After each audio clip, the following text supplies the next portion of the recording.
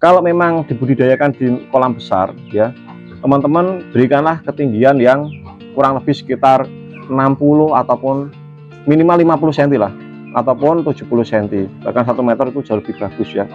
Tapi kalau untuk di media galon, teman-teman bisa menggunakan ketinggian 1 jengkal tangan ya, gini, kurang lebih sekitar bagian garis dari atas ini Bang, bagian lengkungnya ini ya, batasnya ini. Kalau teman-teman menggunakan media galon, contoh seperti punya saya ini ya, dan itu pun teman-teman harus menempatkan di tempat yang teduh, jangan tempat yang panas.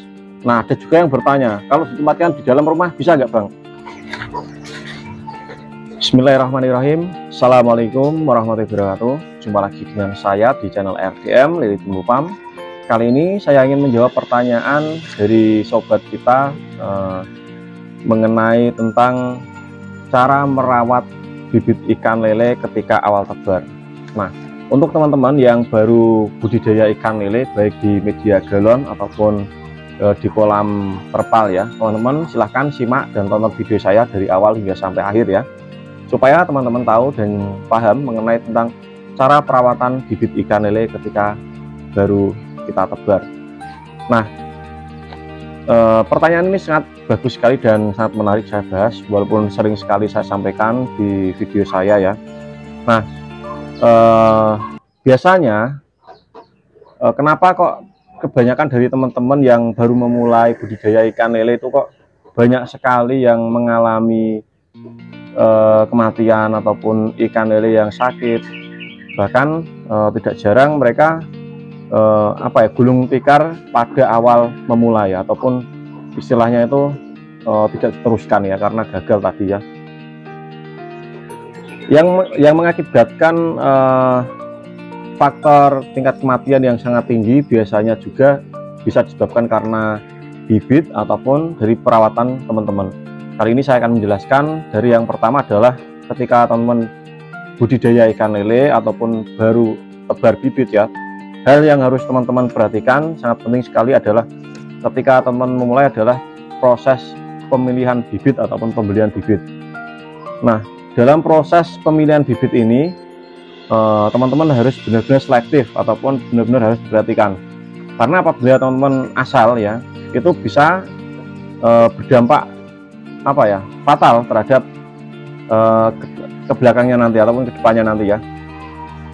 Itu bisa berpengaruh pada kualitas dari ikan yang sudah sakit ataupun bibit yang tidak besar-besar, itu bisa disebabkan karena pemilihan bibit yang keliru ini. Nah, tips dari saya untuk teman-teman ketika membeli bibit, teman-teman harus wajib pilih bibit yang sehat, tidak menggantung, tidak sakit ataupun tidak ada ciri luka pada tubuh ikan tersebut, ataupun ikannya itu kalau sehat ya, teman-teman belilah bibit yang jaraknya dekat dengan jarak jauh ya, karena jarak semakin jauh ikan akan mudah stres ketika dalam proses pengiriman. Nah, untuk teman-teman ya, selain dari pemilihan bibit ini ya, teman-teman, yang kedua yang mengakibatkan sering terjadinya tingkat kematian pada ikan lele biasanya disebabkan karena penempatan media yang kurang tepat. Nah, penempatan media yang kurang tepat ini dalam artian ya, misal contoh ya, teman-teman budidaya ikan lele di kolam terpal ya, tapi kolamnya ini itu di tengah lapang tanpa menggunakan naungan sama sekali dengan ketinggian air yang kurang ya. Nah, maka dari itu teman-teman, kalau budidaya ikan lele di media galon, di kolam terpal, berikanlah tempat yang tidak terlalu panas, harus sesuai dengan kebutuhan sinar matahari, harus sesuai kebutuhan ikan tersebut ya.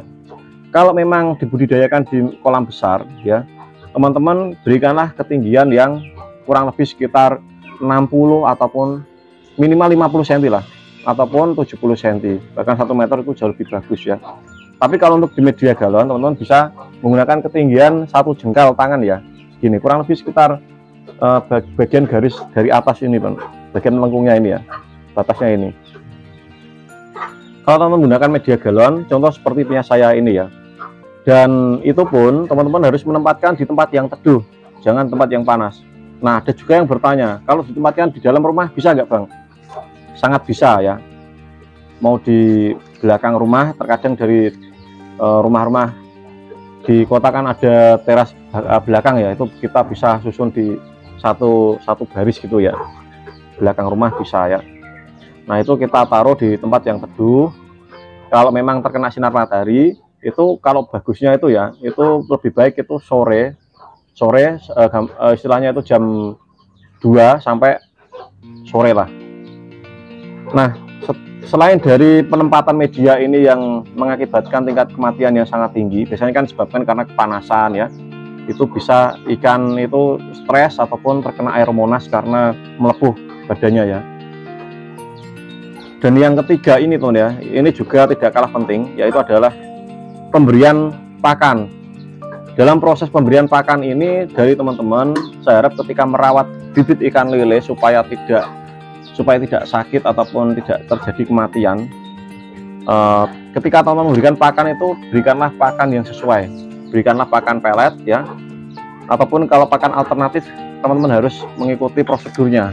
Kalau memang pakan jenis daging, kita harus rebus ataupun kita harus bakar ataupun kita matengin lah istilahnya, matengin ya, supaya dia empuk ya. Nah selain dari proses, kalau pakan alternatif kita harus buat dia lunak ya, kalau dia pakan pelet itu kita harus berikan pakan yang sesuai untuk ukurannya. Kalau bibit ya kita kasih sesuai dari kebutuhan ikan tersebut ya, atau PS 500, PF 1000 ataupun min 1.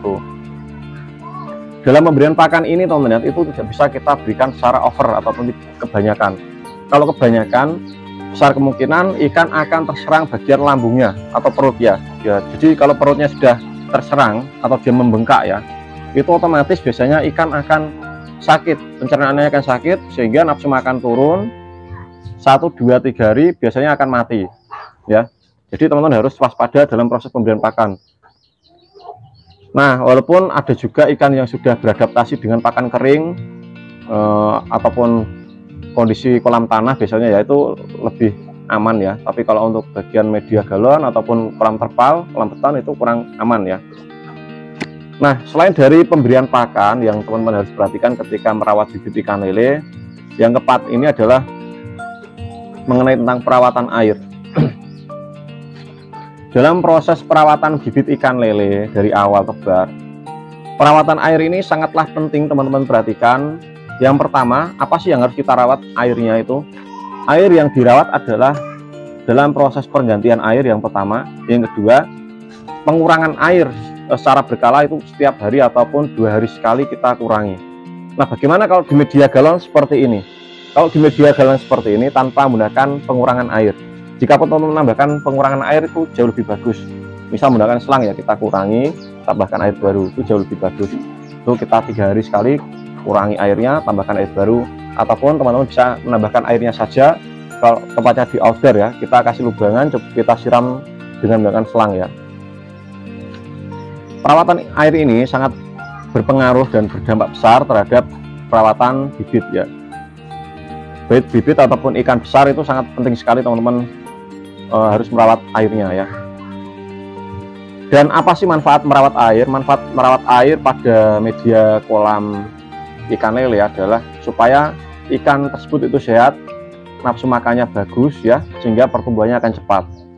Nah, apabila airnya keruh, kotor, ikan akan mudah terserang bakteri ataupun jamur, sehingga ikan akan mudah sakit ataupun stres ya. Bahkan yang paling parah itu terjadi kematian massal ya.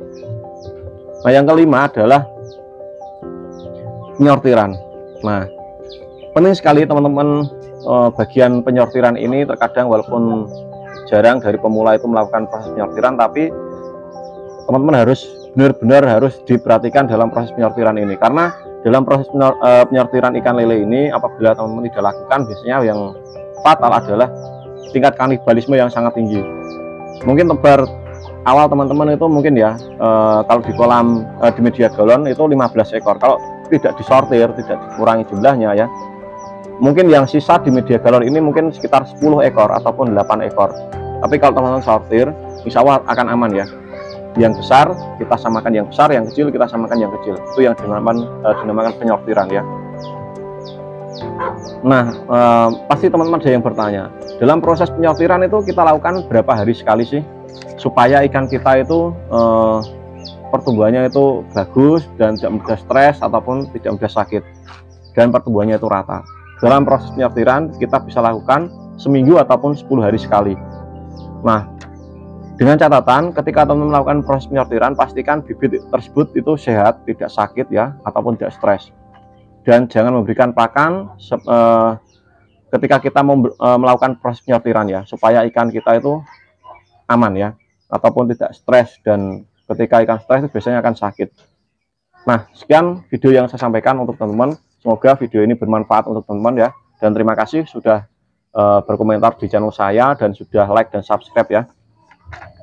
Dan untuk saya ingin mengucapkan terima kasih dan meminta maaf kepada teman-teman apabila ada suatu kesalahan kata dalam penyampaian saya. Dan video ini saya akhiri dengan kata assalamualaikum warahmatullahi wabarakatuh. Salam tanikan Nusantara, salam jos sukses selalu dan selamat mencoba dan praktekkan ya.